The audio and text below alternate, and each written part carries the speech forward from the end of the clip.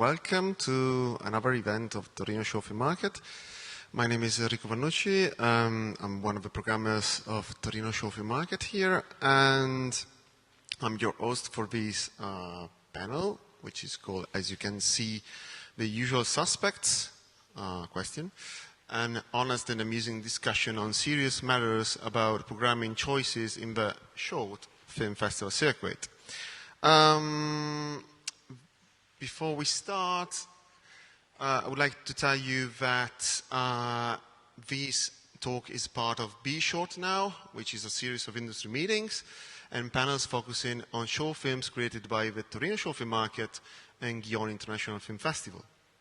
And actually, this week actually, need to find, on the 21st, there was this talk that I will, in Gijón, which was called, Festivals, the Films, the Audience. And it was an event talking about the role of film selector, curators, and programmers in relation with the audience. And it featured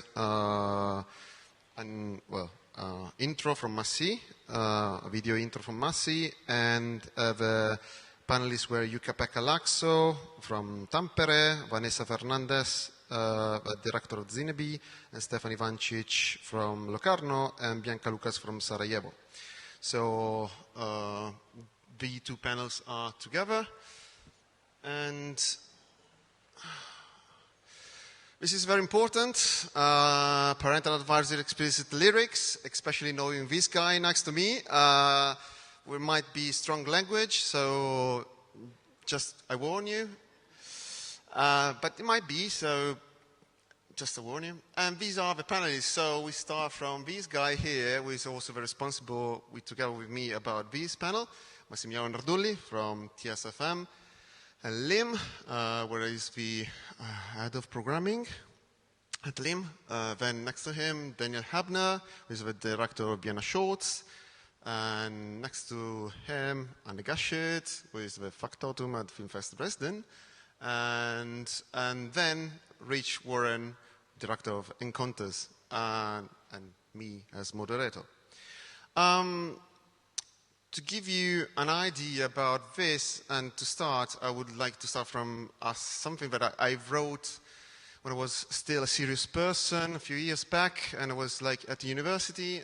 This was a panel a talk that I gave at Milano, at a conference, a cinema conference. It was called Mapping Hubs and Flows, and it was a panel, a talk about the distribution and trade system of Show Film Festival Network. Basically, I choose a list of festivals. In the end, there were 21 festivals chosen by these 5 criteria. And for the years 2012 and 2013, I analyzed their catalogs in order to find out if all these festivals were showing the same films or not. In order also to understand if this is a true assumption or not, because it was an assumption that was believed at that time, was told. I listened a lot to that assumption, and especially from what's her name? I forgot her name right now. Somebody from the Greek Film Center, Stavroula Gerominaki, sorry. And so I said, okay, let's try to find out if this is true or not. So I choose basically festivals regarding their historical importance, current prominence in the country, if they attended or not the Cremona market, their location, and if they had or not an extensive catalog of show films. So these are the festivals in the list: Clermont, Oberhausen, Minimalen, Tampere, Uppsala, Go Short, In the Palace, Courtage, the Villa du Conde, Winterthur, Encounters, Glasgow, and for Central and South America, Guanajuato, Sao Paulo, Bogo Shorts, Asia, Asiana, and Sapporo, and then feature film festivals with important, let's say, show film selections, so Rotterdam, Berlin, Cannes, Locarno, and Venice. Just to be brief, of these 21 festivals, I found 2,345 different short films in competition. I just analyzed the competition, not the side programs. And the 82% of these films did not get into any of these more than one festival. And 421 went to 2 or more festivals, 146 to 3 or more festivals, to 57 at 4 or more, and 25th to 5 or more of these 21 festivals. Of only these 7 films went to 6 or more festivals. So 6 festivals for Tram. I think it's an animation that everybody knows in the short film circuit. Irish Folk Furniture is a documentary that was really famous a few years back. Premature by Gunin Henger, really famous and awarded film. Mysterio by Chema Garcia Ibarra, and Story for Modelings, Sergio Oskman, and the Certificate Brain Project by Til Novak. And then the only one that got to almost half of these 21 festivals was O Willy. If you count like the ones that require a world premiere, it's even more than the 50% actually, if you don't count them actually. And then final thing is that I analyzed 3 of these films, A Story from the Modelings, Tram, and Mysterio. You can see that Story for the Modelings was featured at 209 festivals in those 2 years, 2012 and 2013. Tram was featured at 158 festivals, and Mysterio was, again, 154. And you can see they were shown mostly at short film festivals, and also a lot to feature film festival with a short film section, and then some specific festivals. These are like the assumption, but I'm not gonna talk about those, about the end of that speech, because they are boring. And so, just to give you an idea, so basically it was, from my research, it was not true, that assumption was not true. The amount of festivals that I scanned was not that big, it's true, so probably enlarging the target will give different results. But instead, like this summer, this man here wrote this post on Facebook, or this rant on Facebook, and he said something different in a way. And it's something that, like, empirically I would say the same. But he wrote this. So I'm very troubled by the role of film festivals in some countries. As programmer doing this job since around 11 years, I feel very surprised to observe that not only some festivals don't help that much the development of a different cinematographic approach for the new directors, but also they give a stronger contribution to destroy the storytelling and the connection with a larger audience. It might hand having festivals with films of the usual suspects of the festival circuit, the friends of and the friends of the friends, the followers of the sacred word of festival gurus, and the copycats of this is the cool wave right now. Well, yes, I'm afraid it will become just a glass bead game of complacency and self-centredness. So, as you can see, his point was like kind of different from my study.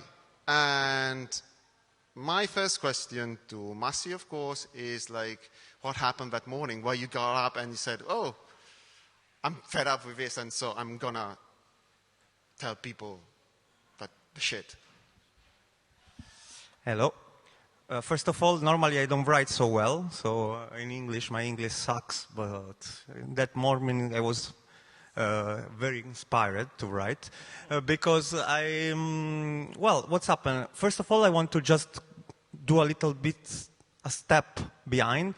Your research, it's very interesting, but in 5 years, and we were talking before about this, in the last 2006 years, the world of short film, in my opinion, changed quite a lot.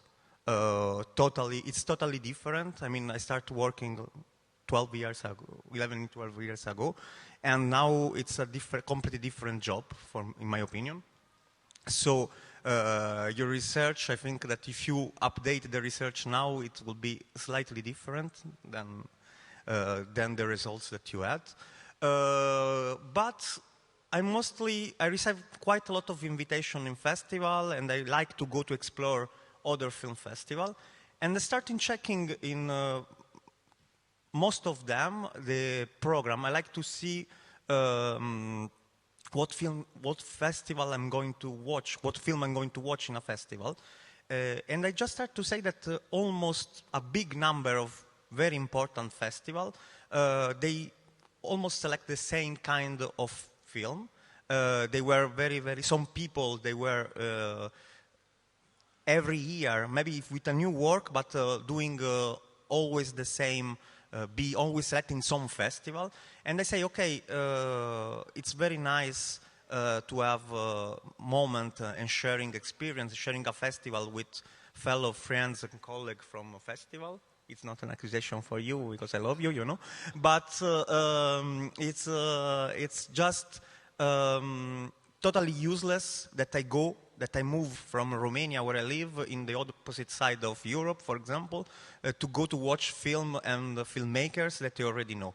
And it's also a reaction because I love to talk with the audience and I love to talk with the filmmakers. And a very, very common feedback that I had is that, why we are never selected in this festival? Why? Or also distributor, also producer. Say, my film, they never reach, I don't know, Winterthur, for example. I was working, I can tell this name. Because we are like not the cool producer that have their film there, for example. So I start to have this kind of questioning myself in the beginning, because also I'm programmer since a long time for different festivals, and say, okay, I think that in some way there is let's say, a play safe or just something that is not very good happening, that for different reasons, maybe can be a personal taste, maybe it can be, I don't know, the artistic decision of the festival or the artistic way. But it's true, I just started to consider and thinking about so many different festivals, and it's true that there was always a big number of filmmakers of film that they were doing the same festival, especially if they are trained by or starting the career in a important festival. So if they go selected in Berlin or in Cannes or Clermont or whatever else, some festival, smaller, but not only, they think that they are like quite forced, or they have to select this film because otherwise in the group of the festival circuit they will see, oh, you just didn't select this film, why? So I was very, very confused in the first moment, and then I say, okay, I think that it's something that we have to point out between us on the film industry and say why there are not so much variety of film, because I think that all of us, we have a lot of film every year, but very often the final choice go for someone that we already know, or is already film that they are already in the circuit. So this was the beginning of this nice adventure, and yeah.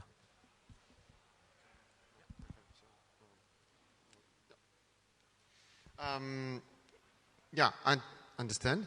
Yeah, nice adventure actually. Since this post, well, as you can see, it received 22 comments, but it was like really, if you go deep in the comments, you see many mostly short film programmers, but also director commenting very, like I would say, in a very thoughtful way about this issue, and so it's really interesting to have a look. I think the post is public.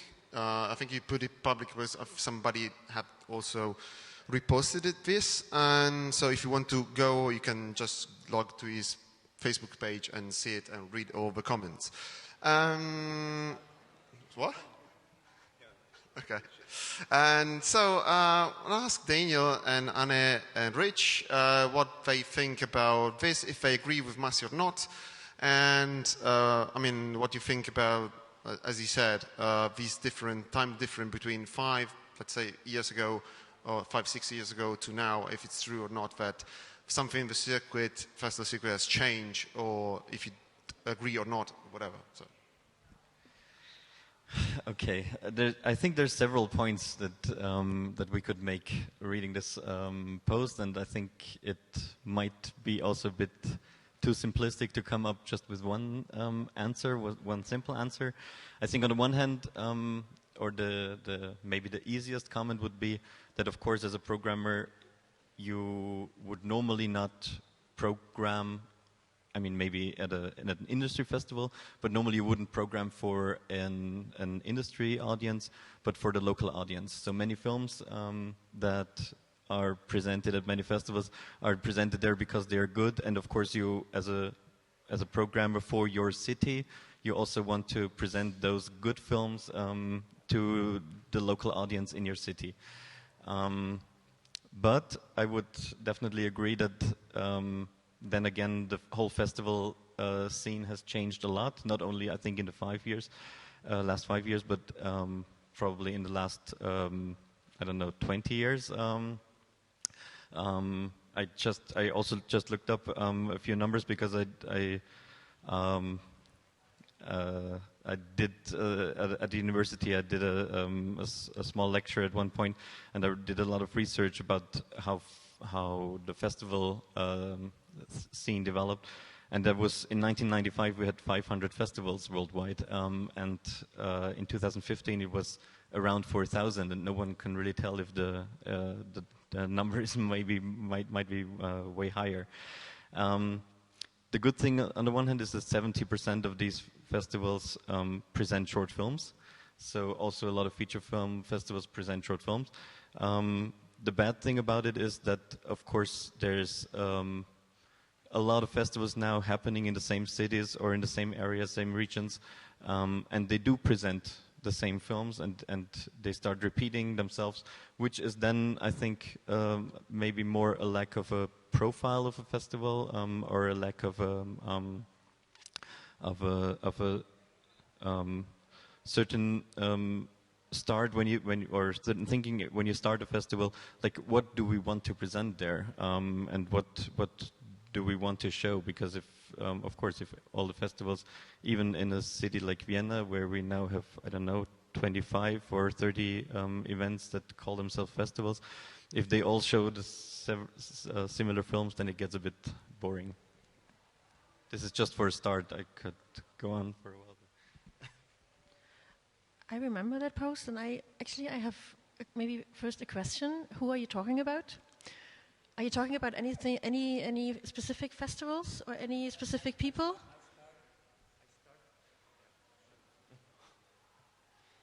Yes. I started watching the program of some festival that I was supposed to, let's say, plan my year to go to festival, and they say, okay, let's wait for the selection.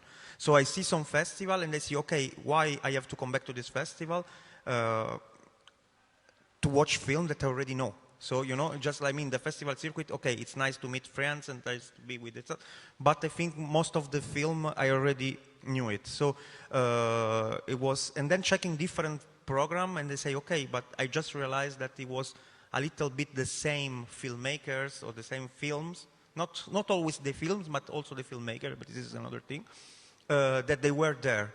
So I say, I have the impression to have, I don't know, something like a Groundhog Day. So every day, every year, it's the same thing, the same people, and that we were a little bit closing the short film industry. It was a little bit closing too much in its circuit. There are festivals that are friends. We always the same people travel in the same festival. I can do the experience of Winterthur because I was working, so I can tell. I mean, I have years in Winterthur that I didn't remember, or Clermont-Ferrand, I can do the same experience, that I didn't remember if I met person the day before or 2 years before, because it was always the same people, always the same talks, always the same stuff. And in some moment I say, okay, I'm not going anymore, and I start to go exploring a smaller festival, trying to find in other places, in other festivals, in other maybe totally different way of programming. So this was mostly, I mean, for me it was mostly for bigger festival of the circuit, because I say I lost as programmer the interest to go. And I imagine that the same as programmer, you can do the same for a public, and there's also the filmmaker that are say, okay, I'm not sending my film anymore to, I don't know, Hamburg, because anyway I will never be selected, because every year there are the same 5 directors that have a film there, for example. This is a feedback that I had several times, you know. So this is... I mean, I understand the feedback, I get that as well, but on the other hand, I would say, I mean, I would assume that every or most festivals, they also want to find something new. I think that's what we all want. We want to find that one new film that will go and travel the festival circuit. So we also look for new things, but of course, like Daniel said, and I have to agree, we also want to show our audience the films that have been around, and I might be bored of that film at that point because I've seen it 10 times, but our local audience hasn't seen that film. And for Filmfest Dresden, I can say that we have an independent selection committee, so the people who are on the committee, apart from me, I'm also on it, but but the other guys, they don't work for us. They are independent, and we have no rule. Nobody tells us which films to select, and it's a very, not democratic, but we discuss the films, we watch the films, and I mean, they don't travel around the festivals all the time. They get the films that are submitted, maybe that also the films that I watch, and I ask the filmmakers to submit, but then I still have to go through the whole process of talking to 4 other people to get the selection done. And I mean, they also, like, Oh Willie is a good example, because I think that's the first thing that was at my first festival edition. It's a film that had been around to so many festivals, and we were discussing exactly the same thing. Should we select it? Because it's been around so much, but it's a really, really good film. That's why we have to select it. You know, and it won an award, I think, at our festival. And yeah, so...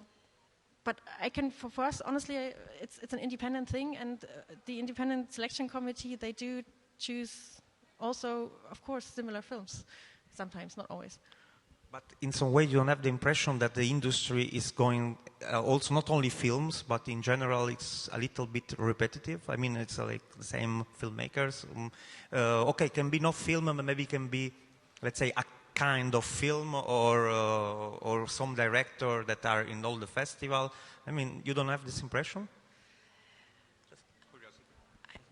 I mean, of course, there are festivals that have similar programming, and including us, we have similar programming to other festivals, but it's a choice we made a long time ago that we screen a certain type of film or have a certain kind of profile or whatever. We're never gonna screen real, we're not screening documentaries. We don't screen like experimental films. We are more in the narrative and animation section. So but I mean, we will. But there are also other festivals who have sort of the same or similar films. So of course, films are going to overlap.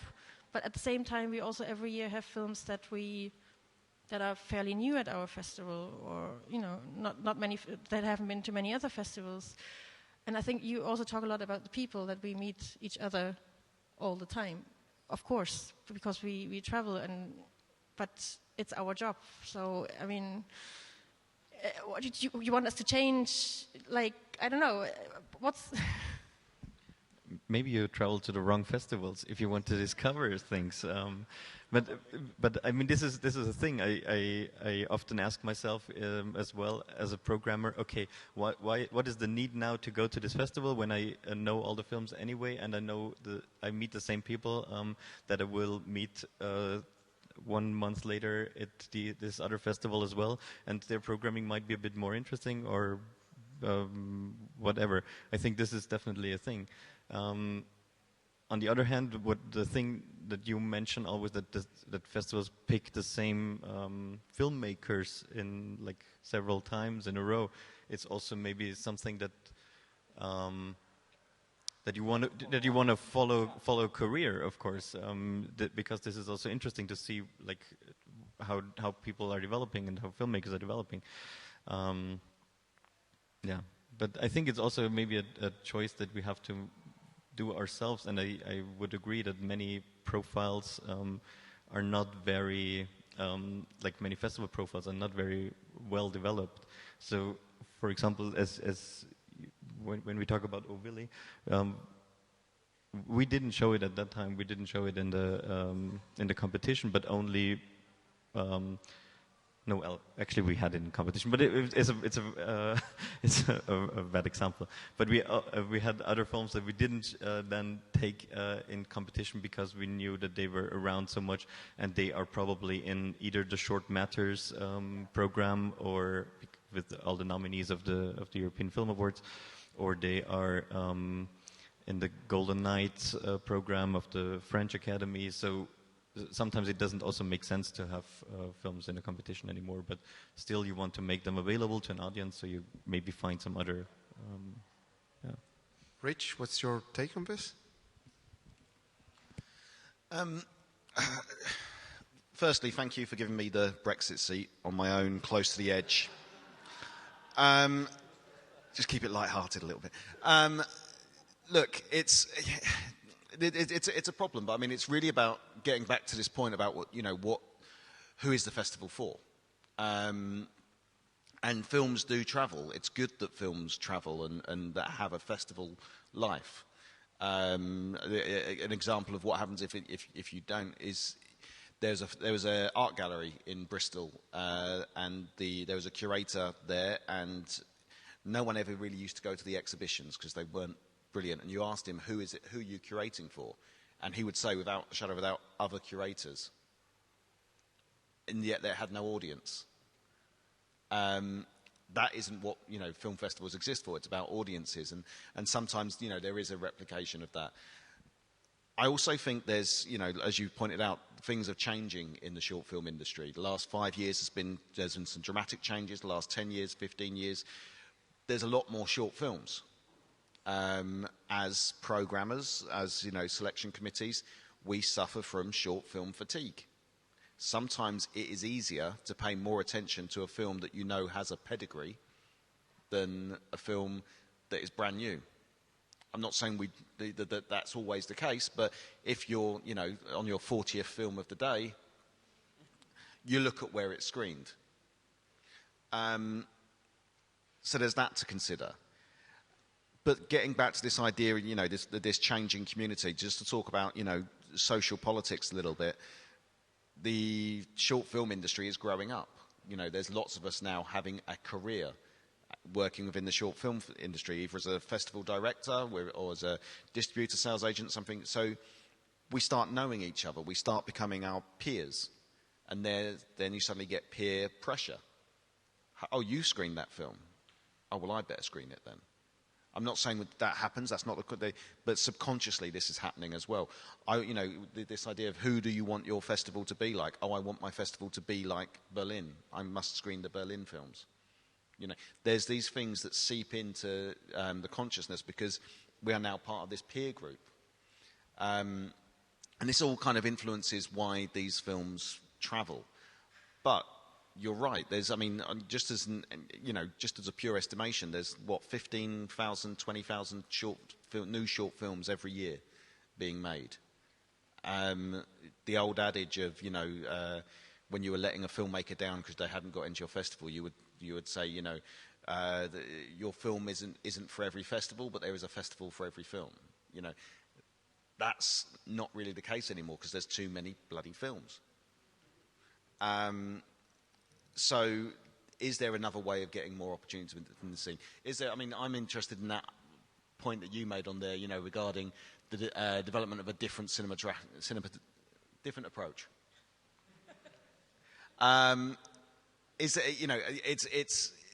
There should be that opportunity. Short film is this innovation playground. It is the R&D of the film industry. And that's the stuff that we should be showcasing. And taking risks on. And I think what I took from this post was very much that the risk-taking is going out of programming. We're not taking those risks on the films. We're playing it safe by showcasing films that have screened elsewhere. But it's what opportunity has the filmmaker got by screening at your festival. I think that's ultimately what it comes down to.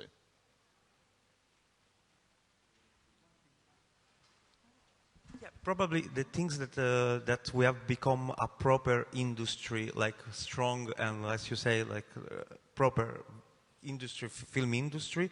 Also, it's influencing the freedom that we have. I don't know.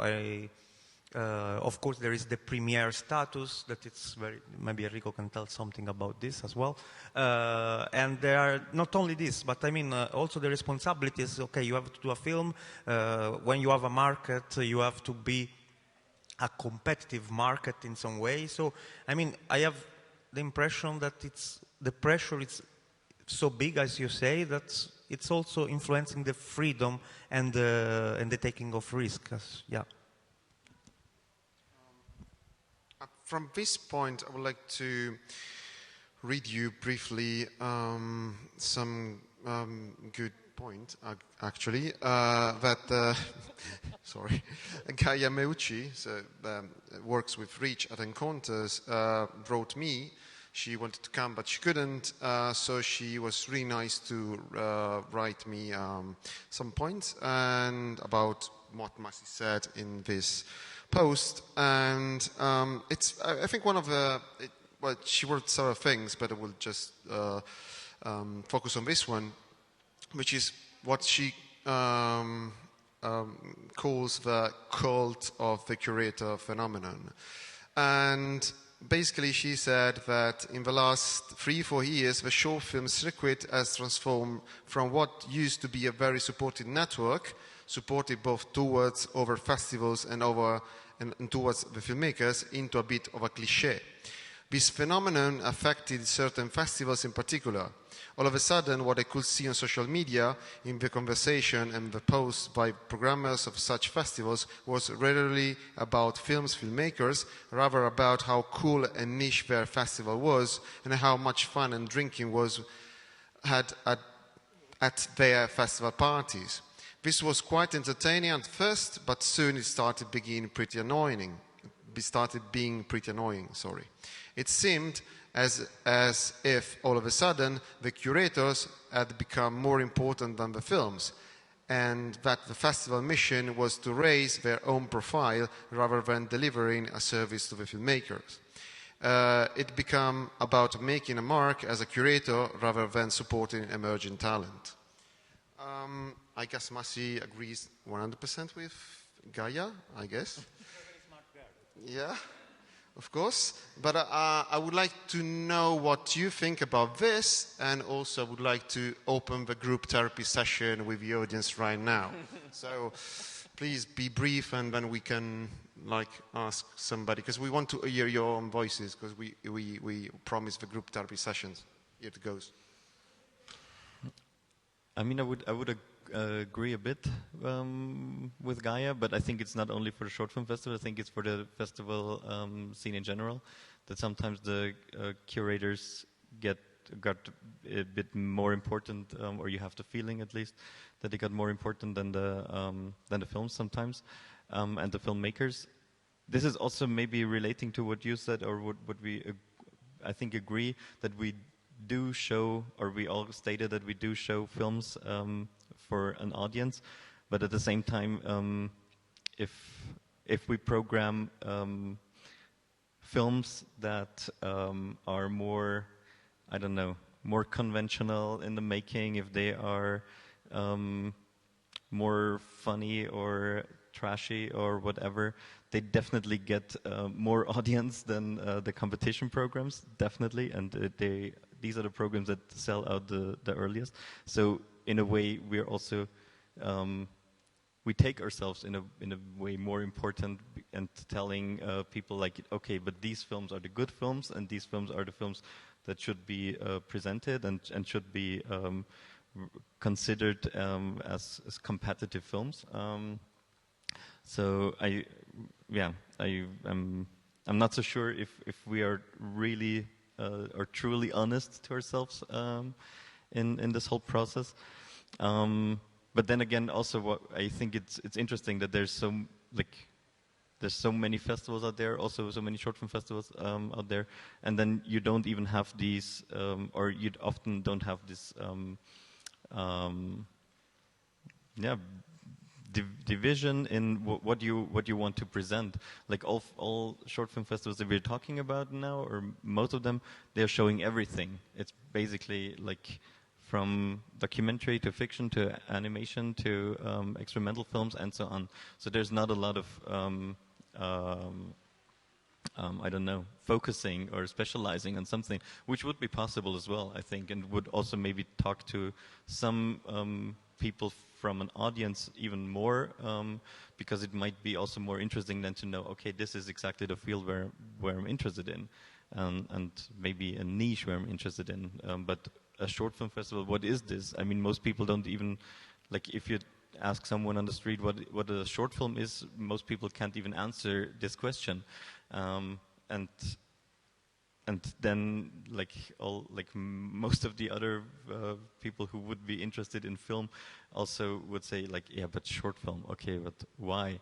So I think you could make a point that we also have to maybe reconsider sometimes our approach to what we do as well, and not take ourselves more important than the audience and the films and the filmmakers. Yes. First of all, we're not a party festival, so I think we're good. I mean, I think at the end of the day, it's a decision also as a festival maker what kind of festival you want to make. Do you want to be a party festival, or do you want to be a festival that's known for its parties, or do you want to be a festival that's known for its films? Do you want to be both? I think at the end of the day, it's everybody's own decision how they want their festival to be portrayed online or wherever. I mean, I agree there's a group of people that seem to, or, there's a lot of posts going on about partying. But also what you said about the audience, I think you always have to keep the audience in mind, because the audience should be the people that we screen the films for. So, I don't know, we are an audience. Sorry? Before it was they are, now they should be. Yeah, I'm confused. Well, now I lost my thought, thank you. It's amusing. I mean, we are an audience festival. Also, when we discuss the films in our selection committee, for example, we always discuss how much, because Dresden is a bit conservative, or our audience is a bit conservative when it comes to testing boundaries of films. So we always discuss how far can we go with our selection, and how, we always have to keep the audience in mind to how far can we push them, how far do we want to put the boundaries, or how many conventional films in that sense will we screen, and so on. So I think for us the audience is always in our mind. And we have a lot of special programs where we have an experimental film program, we have programs where we then also show documentaries and so on, where we can go into a different direction, so the audience that is interested in different things can go there to the niche programs, maybe. Does that make sense? Yes? So, Gaia and I speak a lot about this cult of the curator. And I'm going to say something that's probably going to be a bit controversial given where I am. But curating isn't a talent. And I think a lot of curators need to remember that. We have a very privileged position where we watch a lot of shorts. We watch a lot of films, and that's how we know what works well, what's good, what isn't. It's not a talent, it's an opportunity, watching lots of films. I would argue there's lots of people that could do what we do.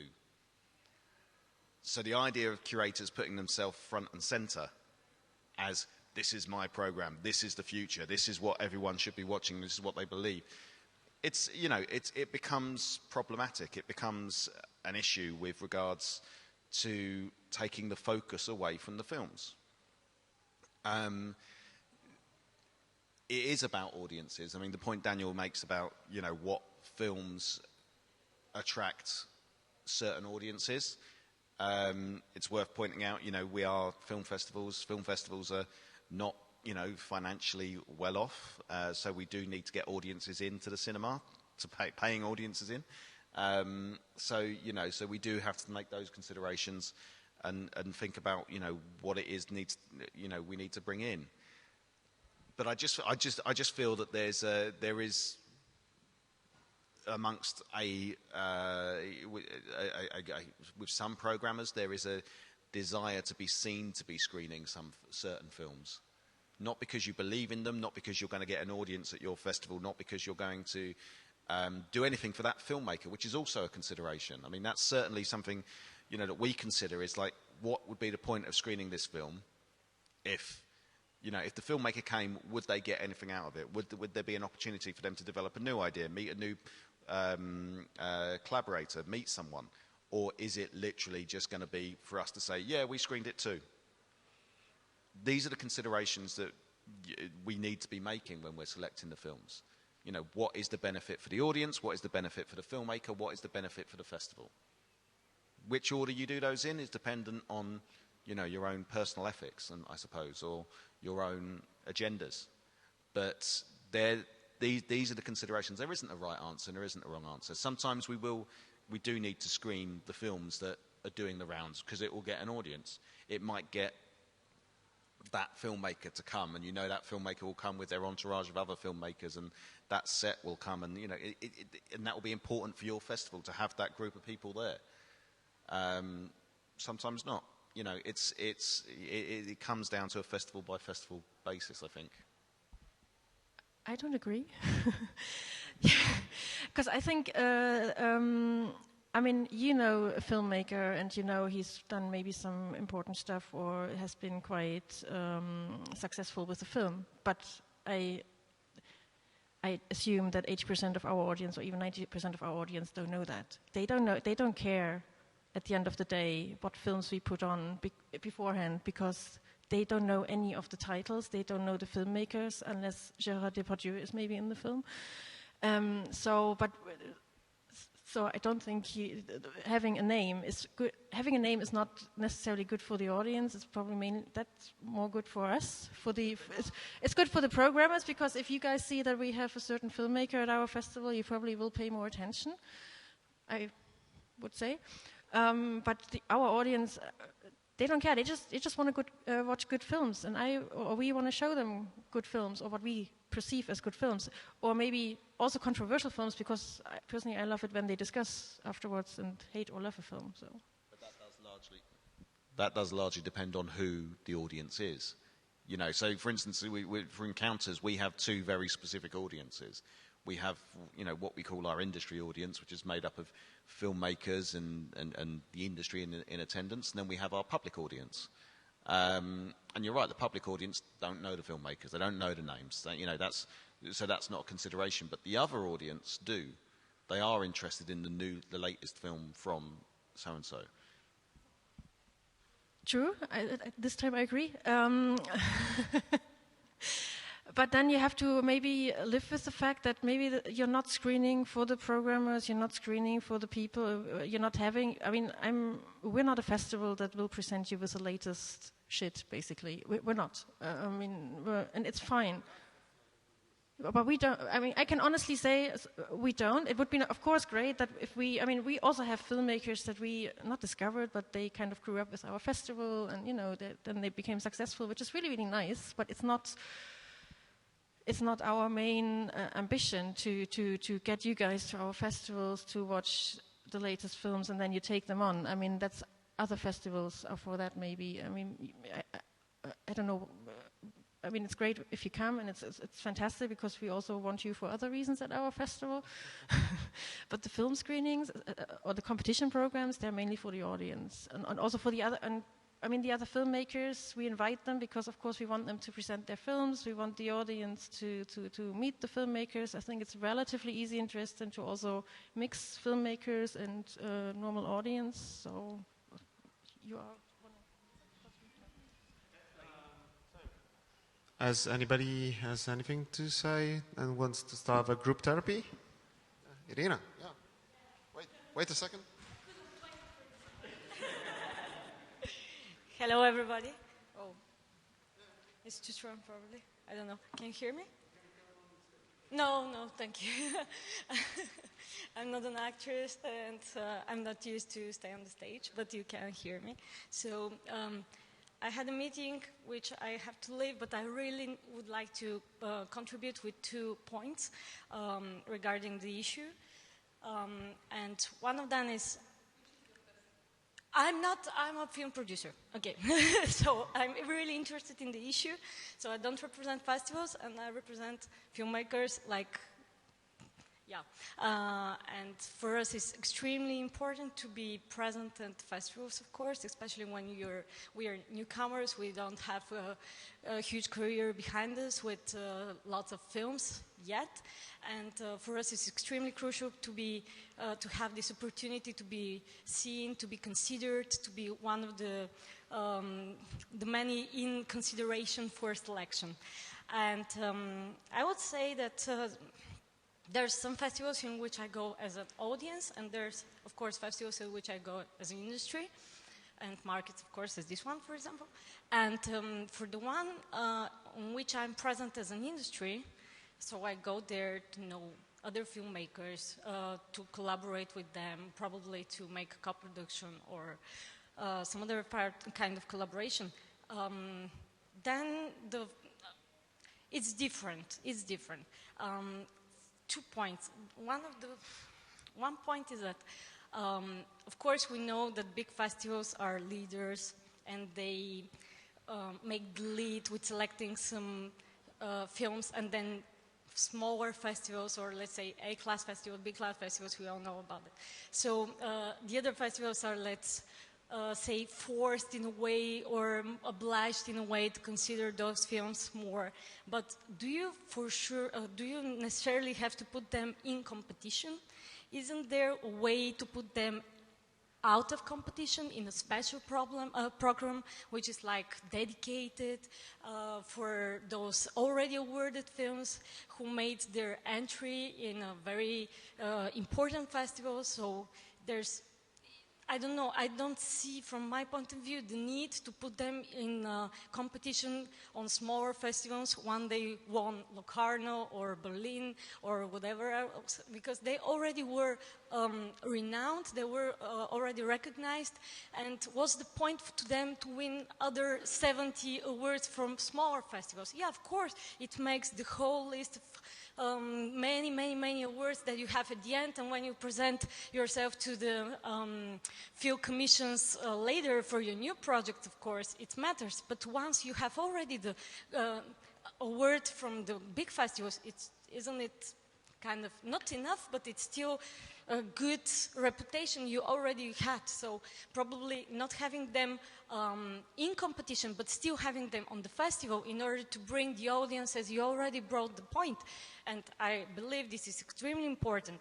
But yeah, this is like another kind of approach. It can be taken into consideration. And the second point I wanted to say, it's for some festivals I have attended, and I'm, let's say, more close to the festival directors, so I know about some issues about having long list of films in the program, because otherwise they can't get some fundings in order to produce the festivals itself. And at a certain point, from my opinion, there's an extremely long list of films to this festival, and I'm, from one point of view, I really want to watch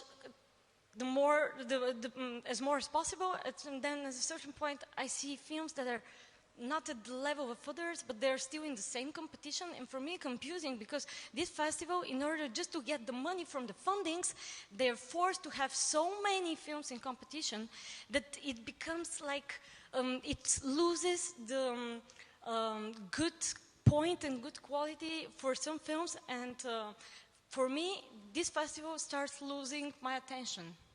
Of course, and some third point, for example, I live in Sofia, Bulgaria. We have like 5 or 6 festivals only in Sofia, and of course they all want to screen the good films that had been at the major festivals, etc. But when we have Sofia Film Festival, which screens all the Berlinale and Cannes films, etc., etc., then we don't need to see them on all the other Sofia festivals, because we are still the same audience. So you don't necessarily have to have the same films for the audience in the same city. I don't know whether you got my point, okay? In the smaller cities, of course, it could be the case, but in the big cities... Good luck with the answer. Point one. So the thing about the screening the films out of competition, the issue with that is to screen a film out of competition, the filmmaker should get a screening fee. And then suddenly the costs rack up for the festival. I'm not saying that's an excuse. I'm not saying that's why the competition programs are so big. But realistically, by putting a film in, it's the agreement between the festival and the filmmaker that we're not giving you a screening fee because your film is in competition and it could potentially win a cash prize. If we take those big films and we give them a screening fee, this gets us onto the subject of every short film panel discussion where we talk about premiere policies and screening fees. We haven't done submission fees yet. It becomes difficult to operate as a festival. It becomes difficult because the sheer number of films that we need to be talking about. So there's a slight problem there about screening these films out of competition. Would the filmmakers want to screen their film at a festival if it's not in competition? They maybe find that they've just won a big prize in Locarno, or they screened in Locarno, or anything like that, or Berlin, or Venice, or something. But would they would probably still want to be in competition. They probably still haven't recouped all the money back from when they made the film, the cost of making the film. So they would probably still be interested in getting that prize money. And if you gave them exactly, yeah. The thing regarding the number of films and the quotas, that's the way funding is at the moment. I would love it to be different. I would love not to have to be on a quota and have to screen so many films in competition. But then, again, that's what those films in competition means. Those filmmakers come, and the quality of the films in competition is down to the individual festival. But it's getting back to a point I made earlier, is that the industry we get in attendance at encounters is the filmmakers. And as much as when we're curating the festival program, we're actually curating who our industry audience is going to be, which filmmakers are going to be there, which filmmakers we can potentially introduce to each other and build a new collaboration. What can they learn from each other? What will they develop? So, the idea of the festival happens in the cinema is one idea, but I like to think the festival happens outside the cinema.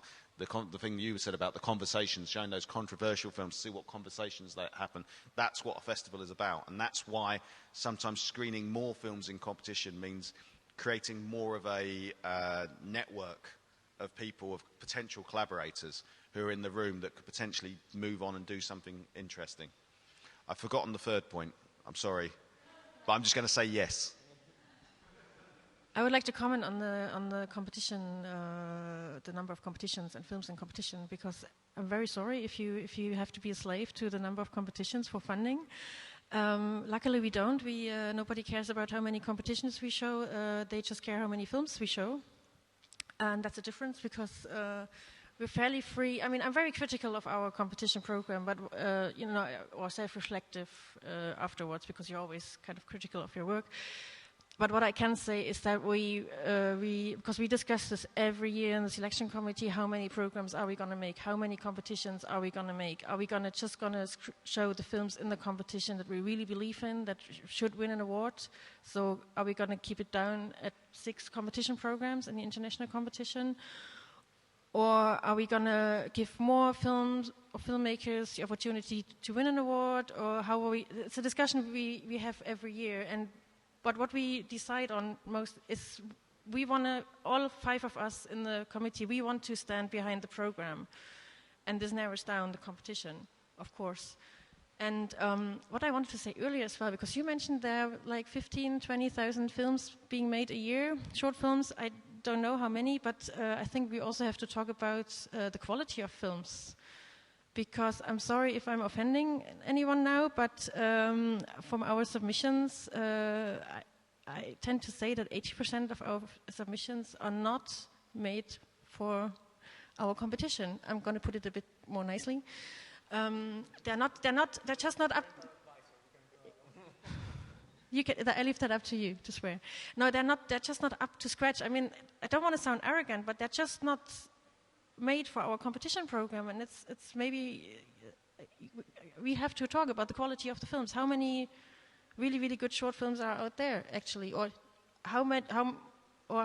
because I...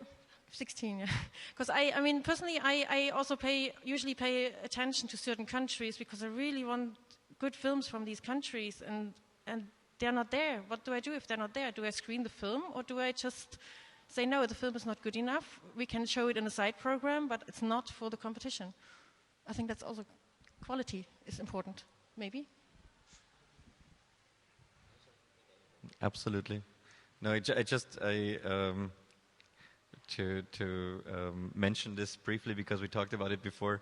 There was in Dr. Leipzig now this masterclass with Werner Herzog, and he said he's really, I mean, there's so many festivals out there, and it's really a pity because there's only 4 good films made every year. So what should they show? But of course, this is a bit provocative. But it's true. I think this is also something, I mean, talking about screening fees and how big should a competition be. Our competition is only 25 films, so we tried the international one, so we try to keep it as small as possible and to as high class as possible. But at the same time, of course, you miss a lot of films that you would love to present as well, and then it also gets a bit difficult if you have to pay for them, but although we try. But just to come back to a point there as well, it's like if there is a limited number of good films, then surely we're all going to be screening the same films again. So, but then there's also that thing about short film festivals, you know, sometimes we don't program the best films. Sometimes it's not about selecting the best films. Sometimes it's about selecting the best films for that audience, or for the ones that would get the most relevance out of coming to your festival or being at your festival. Well, you know, we quite often program films that, you know, aren't brilliant. Knowing, I'm being careful. This festival's good, trust me. But there's something about it, something about that film where they've tried something different that the audience of filmmakers will look at and go, I'll take that idea and I'll take it somewhere else. I'll do something else with it. I'll try and do this. I'll try and do that. Sometimes it's about that. So if we were just screening the best films, if that was our job as festivals to pick the best films, make a top 10, top 20, you know, then I think that does a real disservice to what the festival industry is about and what festivals are about.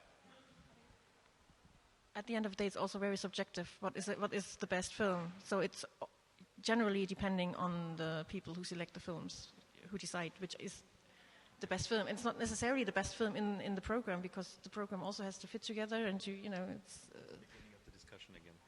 Yeah, and I mean, it's very important questioning this, because as you said at the very beginning, or Daniel said, okay, you screen an horror film, short film, and people get crazy, say wow, and then you film a competition film and you see the face of people going out from the cinema and say, yes, I did another competition, yes, I did do only one competition for a day because it's tough, you know. So it's also what the audience, your own audience, and the audience change in every country. I mean, I program for different country, different festival in different country, and they don't program the same film at all, because there is some film, we were talking about O Willy before, for example.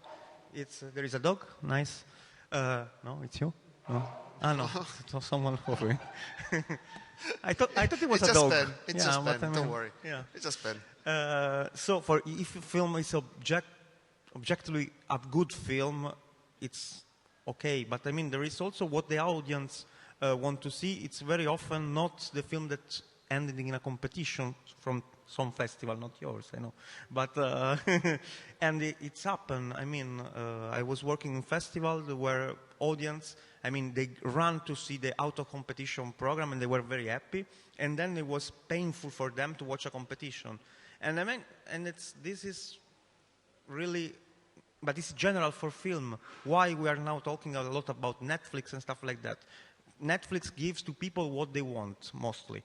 And then as people complain, there is this tortured director that with the red scarf that go on stage and say, nobody go to watch my film in the cinema. Yes, because you don't know how to talk with, how to reach the audience.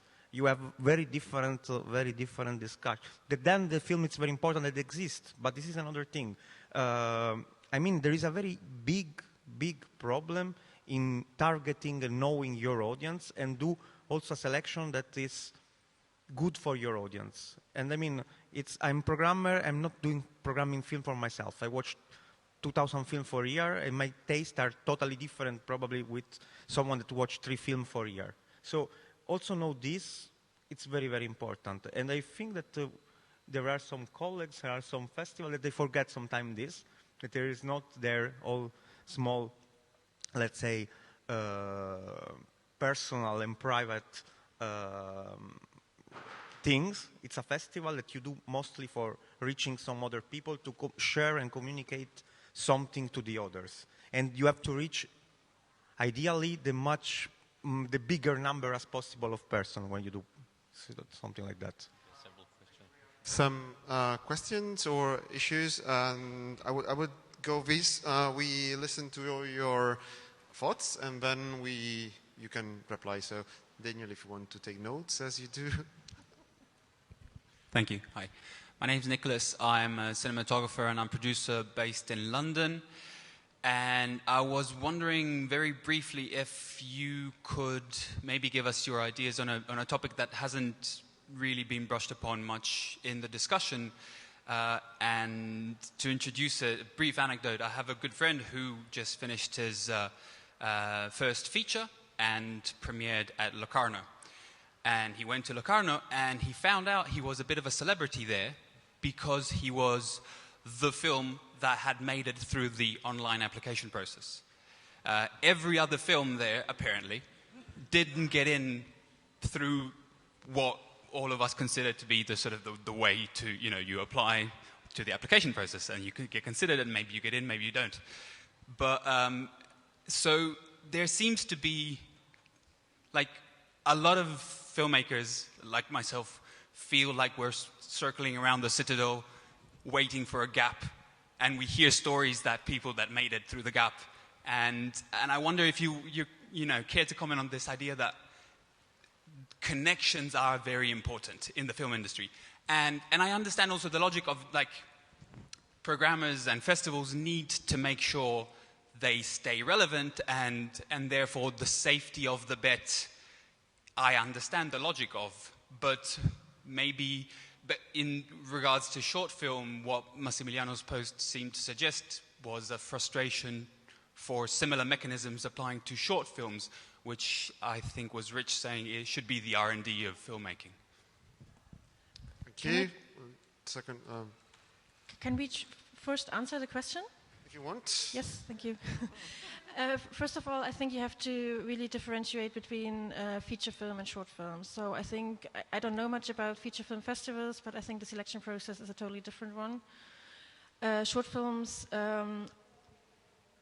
they do, all our submissions are nowadays online, and you have to be in the online submission platform to be considered, because our selection committee has to watch the films. There are different ways to get into it. Of course, you can either just submit the film, or, of course, I mean, we travel around festivals, and I do watch good films that I would love for our festival to be considered in any form. So we, of course, ask the filmmakers or the producers or whoever to submit their films. But they can only be considered if they are in this platform. And like I said before, our selection committee is quite independent. Most of the time, they don't know about the background of the film. They don't know where it comes from. They just see it in the platform. They watch it.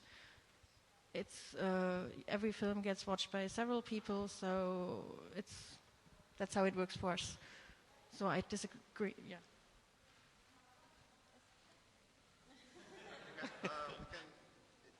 I think we can. I mean, I would suppose that it's the same with you guys and the same with us. I mean, of course, we invite filmmakers to submit their films, but in the end, the selection process is a very clear one. Everything that has been submitted has to be watched. it's more than 4,000 films that are that we get submitted every year, and from when we select 25 films, in the end, of course, it's a very, very tight race.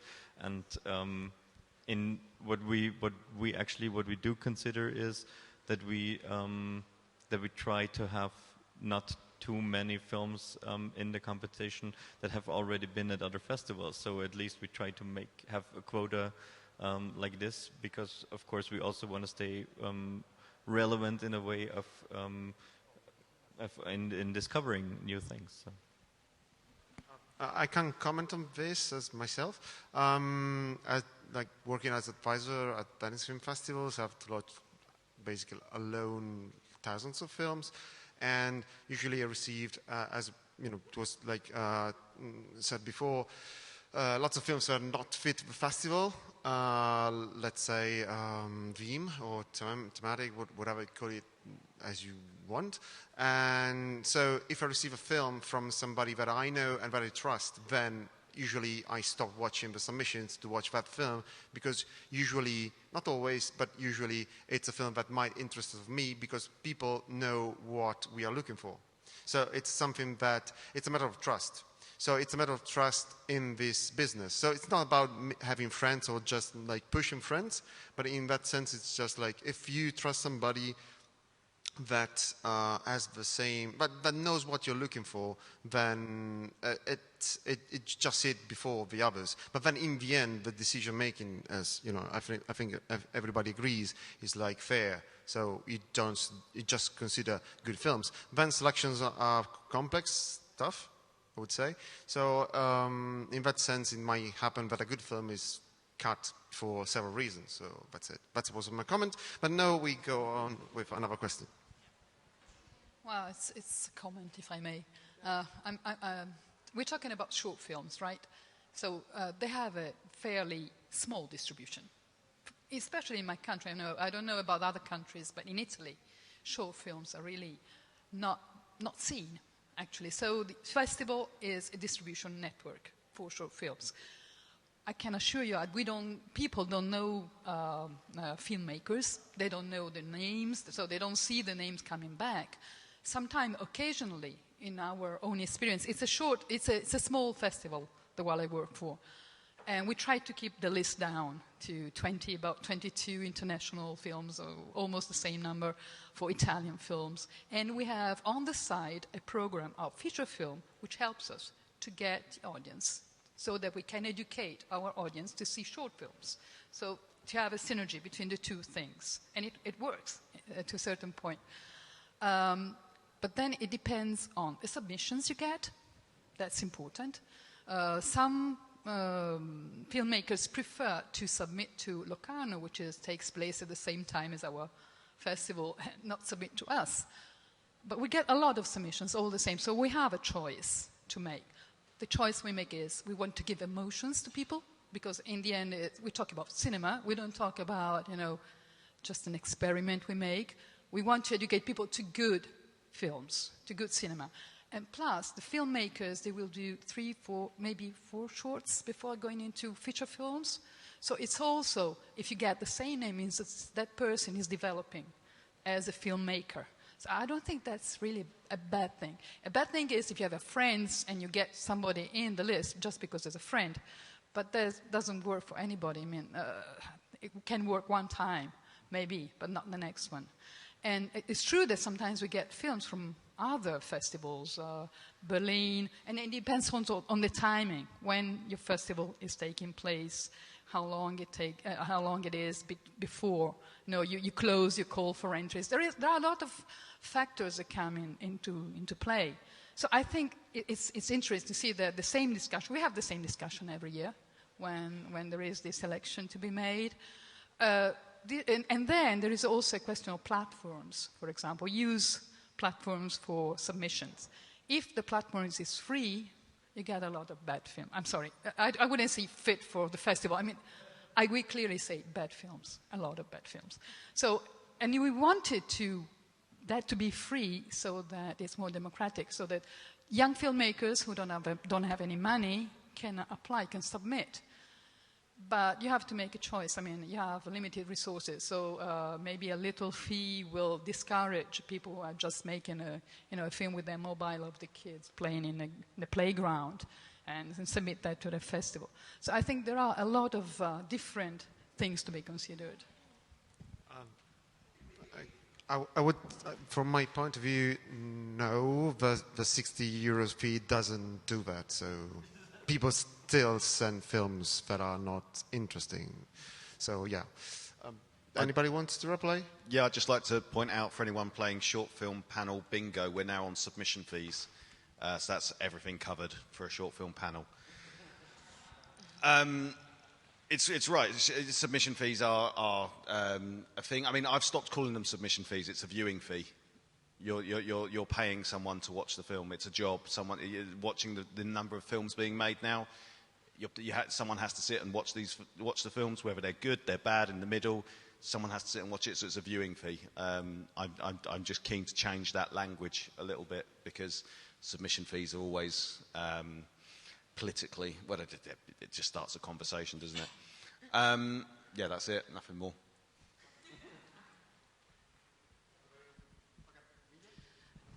Yeah, first of all, thank you for that therapy session. I think it's super helpful and healthy for us. And also, I'm happy to see that this is some sort of like ongoing discussion. That's not, again, just one single panel on that, and then we drop it, and then at another festival we're gonna meet and talk again the same thing, but it's a process.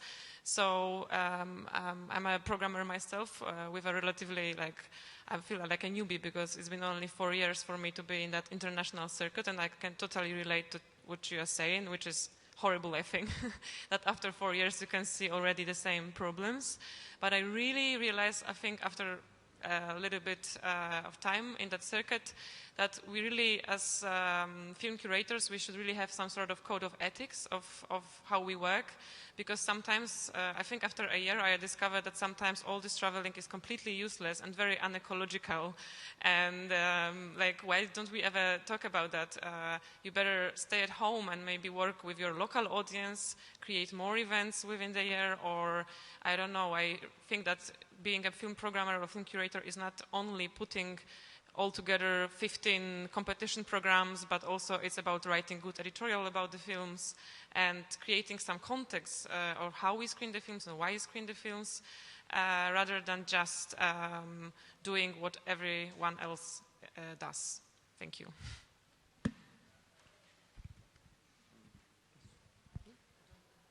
I would agree. Absolutely. Okay. Nadine? Me too. I got a question for if you guys have tried different selection committee models, and maybe you have some thoughts about the idea of this one curator making one whole competition selection. You mean one person only doing the competition? This one person watches all the films alone? I mean, I guess the pre-selection process is happening in every festival from multiple people. But then, I mean, I've heard about some multiple people that have such a strong voice within their own selection committee. And of course, the more people you narrow the selection committee down, this voice will be much stronger. So maybe you have something to share in that sense. I mean, I know how you work, Anna. You were sharing that a little bit, but no, I'm not going to talk about how we work again. Sorry. Yeah, that's why. No, I mean, what I think is really maybe also important for festivals. I mean, if we not just talk about the competition, but also talk about the whole program of the festival, because let's face it, the festival has a lot more to offer. I think having personalities at your festival, or letting your personality shine through in your programs, will also create some sort of profile for your festival, and that will make it different to other festivals in that sense. I think that's maybe that sort of curatorship. I can talk a bit about that in terms of different models. So for Encounters, I have different programmers programming different strands. So we have an animation competition program, so I have an animation program. We have a live action competition program, I have a live action programmer. And that works quite nicely, because you get, again, it all depends on that person having that voice or that connection, not necessarily a voice, but a connection with a festival and connection with the audience and an understanding of what they're programming for, who they're programming for. I know other models quite well. My wife programs for Locarno. Locarno has a short film committee, essentially, and they all have their specific regions that they look after, and then they all meet together with their short lists from their regions, and they try and collaborate and put something together. And yes, you know, strong voices do prevail, and I think it's about, you know, how well that team works. And if they're only meeting once a year to talk about short film, then ultimately it's going to be about personalities and strong personalities. But again, it's down to the festival, almost to the festival director, to curate the programming team and to ensure that there is a right diversity of voices. I mean, I know other festivals that have introduced models where they have several programmers who each put together one program each. You know, and sometimes that works for them, so that everyone gets their own voice within the festival. I don't think there is a model that works and that, you know, that is uniform and everyone should do that. I think it's based on the festival and the understanding of that festival audience. I mean, the more submissions you got, the lighter the load is if there's more programmers, I suppose. So I think as we move towards even more films being made, then, you know, you are going to see festivals with multiple programmers. And I don't think that's necessarily a bad thing, as long as they're all on the same page and they understand what they're doing it for. Let me just add it's just a brief comment. I really also don't think or don't believe in this one-person curatorship of festival. I think it's the only thing that you can reach with this is that you have a very clear profile, but I think it also is not very helpful in terms of getting a real overview about what's happening and get a grip of what is out there. I think it might be very focused, but I think it's not very helpful for a festival. And so for me, I think it would just I always think it should be at least 2 people, which could be the smallest committee. And what we try to do with our festival is that we always have at least one male and one female person to also have these 2 views combined, because I think we have way too many festivals where there's only male programmers. I don't agree. No, I agree, I don't agree. I mean, I try by myself this different system. I think I work in all the possible combination, being a one-man band watching like 2,000 film alone. I work with committee. I tried the Swiss democracy with 8 programmer for a festival. I tried a small committee of 3-4 people. So in my personal experience, there is not a system that works better than the other. And in each of that, you have something that you gain and something that you lose. So it's like, it's something very, very clear. But it doesn't matter, because what you need in every case is to know your audience. I mean, it's not, I don't really believe in these things. You need a man and a woman. I don't know, because I think if you know the audience that you have in front, I think all of us are, let's say, enough life experience to also have different sensitivity to understand what an audience can feel. I mean, maybe. You understand that you're talking from a privileged person. Yes, of course. Yeah, of course. But every, I mean, on the other hand, when you work in a big number of people selecting, you have always a compromise selection in some way that maybe can touch different people, more people, but at the same time, you lack of a little bit of identity. And they have some very big festivals that they have this very democratic way of selecting, and then you look at the competition, you watch one film after the other, and you say, what is this actually? Yeah, what the fuck is this? So, and just like you don't find any identity. So there is no better system. There is no one that's better than the other. You lose and you gain in each way. You have it. Okay. Well, again. I'm sorry, but the group therapy session has to come to an end.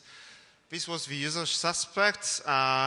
Big round of applause for our panelists, Massi, Daniel, Anne, and Rich.